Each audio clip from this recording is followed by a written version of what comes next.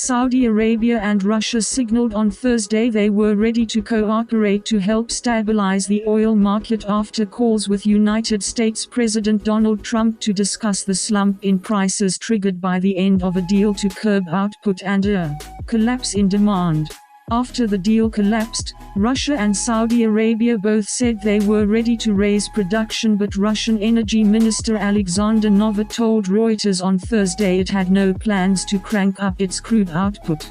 A senior Gulf source familiar with Saudi thinking, meanwhile, told Reuters on Thursday that Saudi Arabia supported cooperation between oil producers to stabilize the market, but it was Russia's opposition to a proposal last month to deepen oil supply cuts that caused the market turmoil.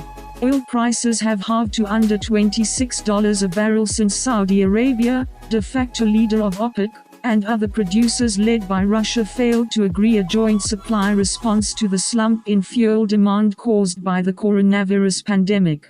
United States President Donald Trump said on Wednesday he had talked with Saudi and Russian leaders and believed the two countries would make a deal to end their price war within a few days, lowering output and bringing prices back up. Oil prices jumped 10% on Thursday after Trump's comments.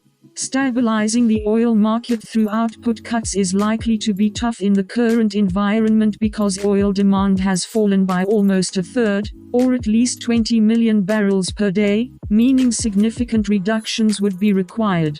Russia and Saudi Arabia have blamed each other for the price collapse. Riyadh wanted to deepen the oil cuts because of the fallout from coronavirus, but Moscow refused to join new reductions, preferring to extend the existing agreement.